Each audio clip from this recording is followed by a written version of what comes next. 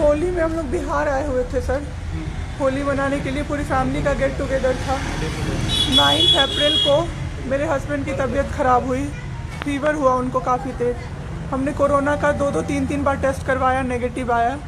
RT-PCR के लिए दिया तो वहाँ पे भागलपुर में, सर भागलपुर में थे हम लोग, वहाँ पे 1 दिन 2 दिन वेट करते करते 10 दिन तक रिपोर्ट नहीं आया। फिर हमने नोएडा के एक डॉक्टर हैं उनसे कंसल्ट किया, वीडियो कंसल्टेशन से।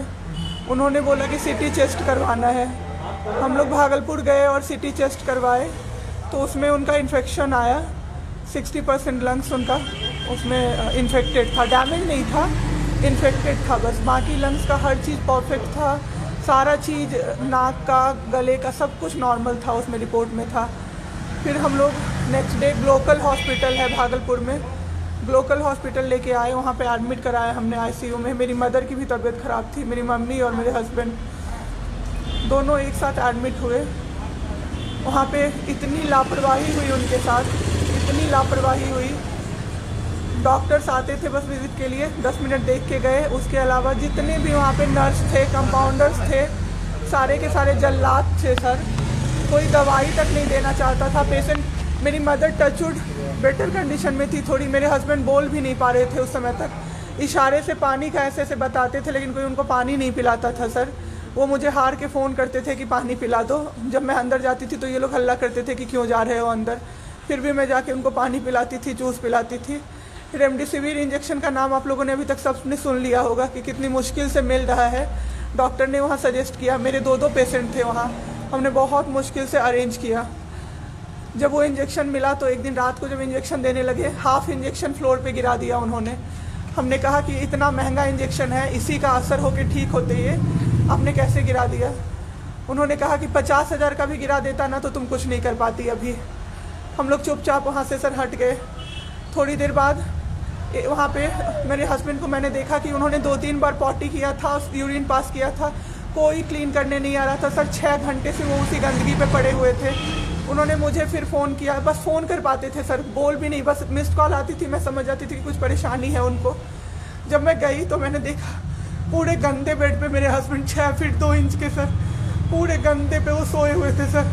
मैंने ज़बरदस्ती सबको बुलाया। एक आदमी था ज्योति कुमार करके, ज्योति कुमार, सब लोग ध्यान से इसको कवर कीजिए। ज्योति कुमार एक कंपाउंडर था वहाँ पे। कौन सा हॉस्पिटल का नाम? Glocal hospital Bhagalpur. Jyoti Kumar compounder है वहाँ का, मतलब जो अटेंडेंट सब होते हैं ना वो है, लड़की नहीं है लड़का है, ज्योति कुमार।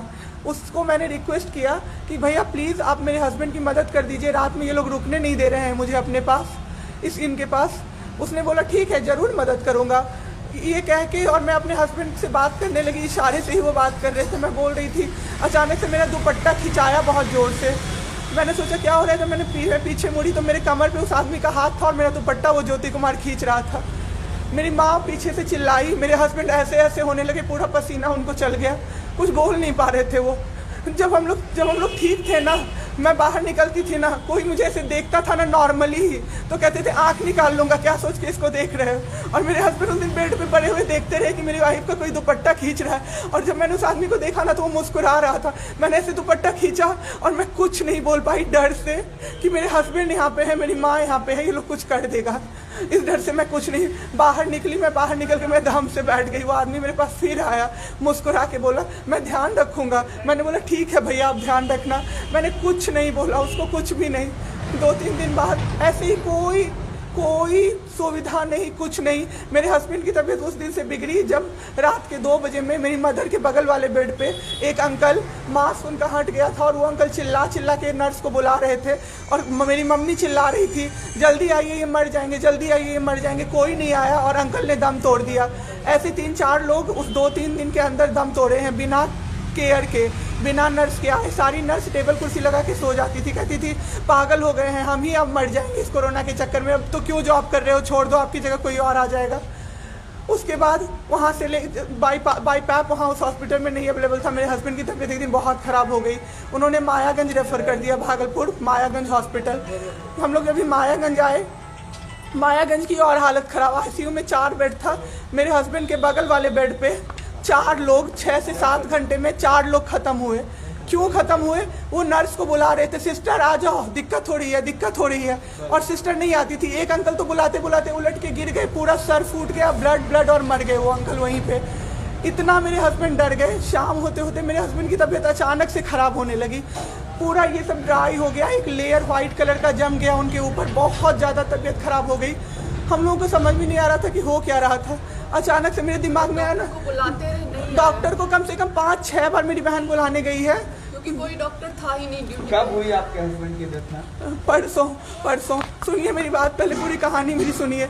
मेरी बहन 5 बार 6 बार गई है बुलाने डॉक्टर को मायागंज में, तो डॉक्टर क्या कह रहे हैं, यार रात में भी सोने नहीं दोगे, रात में भी सोने नहीं दोगे। जब हमने देखा जाके सर, तो लाइट ऑफ, इमरजेंसी के नाइट डॉक्टर्स का लाइट ऑफ, और सब नीचे बिछा के मूवी देख रहे हैं और सो रहे हैं, और दरवाज़ा तक नहीं खोला सर।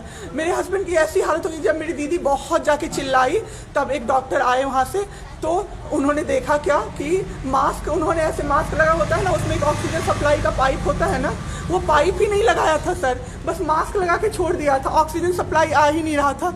जब बहुत कम हो गया तब वो डॉक्टर आए और पाइप लगाया, मेरे हस्बैंड तुरंत भी जिंदा हो गए। उसी दिन से उनके दिमाग में वो ऑक्सीजन की किल्लत का डर बैठ गया सर।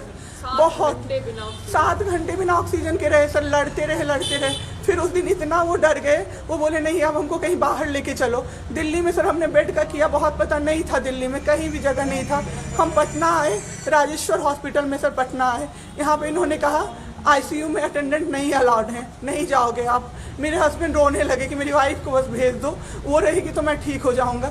इन लोगों ने नहीं अलाउ किया सर। आज मैंने देखा, एम्बुलेंस से हम लोग भागलपुर से पटना आए थे राजेश्वर, रास्ते में उनको 3 बार पॉटी हुई थी सर। उसी गंदे बेड पे उनको 4-5 घंटे राजेश्वर में सुलाया रहा। मैं 10 बार जाके बोली बाहर से कि सर प्लीज़ बेड क्लीन कर दीजिए, वो हम लोग देख लेंगे ना। एक डॉक्टर निकले, मैंने बोला, वो मेरे हस्बैंड अंदर से ना बोल नहीं पा रहे थे, अंदर से ऐसे ऐसे कर रहे थे, बुला रहे थे सबको। मैंने कहा सर वो बुला रहे हैं किसी को बाहर से, तो एक डॉक्टर मुझे कहता है अरे छोड़िए ना, वो छोड़ा तो ऐसे ही बौखला रहा है जब से आया है। मैं उस समय कुछ नहीं कर पाई सर। उसके बाद उनका ऑक्सीजन लेवल जब 37 हो गया, तब मेरे साथ मेरी दीदी थी, मेरे जीजा जी थे और मेरे जेठ थे।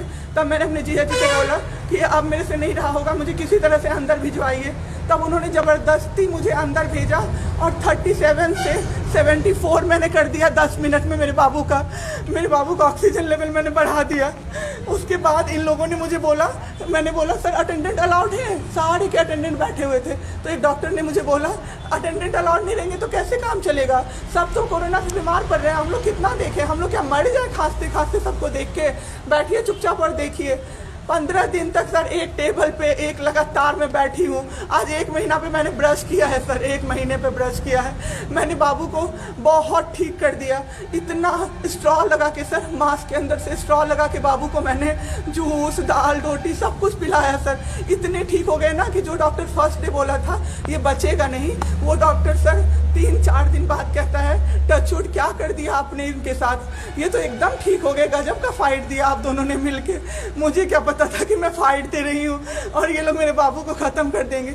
इतना ऑक्सीजन का किल्लत सर, मेरा बाबू डर गया बहुत ज़्यादा। ऑक्सीजन सिलेंडर देखता था और कहता था हाँ वो ख़त्म हो जाएगा, वो ख़त्म हो जाएगा। मैं कहती थी नहीं ख़त्म होगा बाबू। 1.5 घंटे के लिए सर ऑक्सीजन सप्लाई बंद रहता था। बाद में हमें पता चला ये लोग ब्लैक मार्केटिंग कर रहे हैं अंदर में ऑक्सीजन सिलेंडर का। जो अस्पताल वाले हैं ना, वो ऑक्सीजन सप्लाई बंद कर देते थे ताकि बेचैन होके लोग खरीदें उन्हीं से। हम भी खरीदे सर, मैंने भी खरीदा, क्या करते हमें भी तो चाहिए था। परसों सर सुबह में हमारे पास एक ही सिलेंडर था, पाइपलाइन बंद हो गया। मेरे हस्बैंड को बाईपैप लगा हुआ था, उनको 2 सिलेंडर से जाना था, एक ही सिलेंडर था। सिलेंडर मांगते मांगते कहीं नहीं मिला सर, मेरे हस्बैंड ख़त्म हो गए। सर, मेरा बाबू चला गया हमको छोड़ के। आपके साथ यहाँ पे भी सर, यहाँ पे राजेश्वर में डॉक्टर अखिलेश गंदे गंदे इशारे कर रहा था मुझे सर। चलता था ना तो मुझसे सट के क्रॉस करता था सर, मैं इग्नोर कर देती थी कि मेरा हस्बैंड है यहाँ पे, वरना अगर बाहर होता चप्पल खोल के मैं मारती सर ऐसे इंसान को। वहाँ पे मायागंज हॉस्पिटल में डॉक्टर्स, कोई भी डॉक्टर नहीं आता है, कोई सीनियर डॉक्टर नहीं, जूनियर डॉक्टर नहीं, और पेशेंट की सिर्फ एंट्री कर देते हैं कि फिजियोथेरेपी किया गया। ये बाबू नाक का क्या करते हैं, नेबुलाइज किया गया, 4 बार नेबुलाइज किया गया, कोई चीज़ नहीं होती है, सिर्फ पेशेंट की एंट्री कर देते हैं। एंट्री सब किया हुआ रहता है कि ये बड़े डॉक्टर आए, ये बड़े डॉक्टर आए, उन्होंने पेशेंट को देखा, नेबुलाइज किया, फिजियोथेरेपी हुआ, पेशेंट को कुछ नहीं, मतलब सीपैप पे पड़ा हुआ पेशेंट, और उसको देखने के लिए 24 घंटे में कोई नर्स नहीं आती है, रूम बंद करके, और सब सोते रहते हैं। दरवाजा ठकठकाइएगा तो चिल्ला के बोलेगी दूर भागो यहाँ से, कोरोना पेशेंट के यहाँ से आई हो, हम लोग अभी रात में नहीं आ सकते। हम लोग क्या मर जाए पेशेंट के लिए? कोई नहीं आता है, कोई नहीं आता है देखने के लिए किसी को। ये लोग पटना में हम तो 26 तारीख को आए पटना। मैम आपके साथ जो ये सब हुआ गलत हुआ, इसकी शिकायत आपने किसी को की है? अभी किसको करे सर? परसों तो मेरा बाबू गया है। परसों शाम अब क्या चाहती हैं सरकार से? क्या अभी सबसे पहले तो मैं चाहती हूँ कि सारे जगह ये सबसे पहले तो मुझे कोई प्लेटफॉर्म मिले जिस पे मैं ये बोल सकूँ टीवी पे जाके, ताकि लोग बचें। अब जिसके साथ जो हो नहीं हो तो सेकेंडरी है। हमारे जैसे जो लोग उसमें पड़े हैं ना, जो ये छोड़ के भूल जाते हैं कि पेशेंट का ख्याल डॉक्टर्स रखेंगे, वो जाके अपने पेशेंट का ख्याल रखें, नहीं तो सब मर जाएंगे सर, सब मर जाएंगे। एक डॉक्टर एक दिन आए राजेश्वर में, कहते हैं अरे ये बेड अभी तक नहीं खाली हुआ है, मतलब ये आदमी अभी तक नहीं मरा है। एक आदमी के बारे में आप सोचो सर जरा सा, आप सोचो सर जरा सा। मेरे हस्बैंड को वेंटिलेटर पे नहीं रखा सर, वो शायद बच जाते। और जब मेरी एक फ्रेंड है डॉक्टर, उसने बात की कि आपने वेंटिलेटर पे क्यों नहीं रखा, तो झूठ कह रहे हैं कि फैमिली वालों ने मना किया। हमें कोई सजेशन नहीं दिया कोई गया कि सजेशन वेंटिलेटर पे आप रख सकते हो, कुछ भी नहीं सर। अगर ये वीडियो पसंद आई और वह बिहार के राजनीति और बिहारियत से सरोकार रखेनी तो सब्सक्राइब बटन दबा के चैनल के सब्सक्राइब कर ली। ओजे एगो घंटी बा, ओकरा बटन दबा देला से कुल सटीक और मारक खबर रुआ मुफ्त में मिल जाई। अगर रुआ पत्रकारिता के हमनी के नया प्रयोग में सहयोग कर चाहतानी तो ज्वाइन बटन दबा दी। पेटीएम नंबर नोट कर ली 9386816700। धन्यवाद।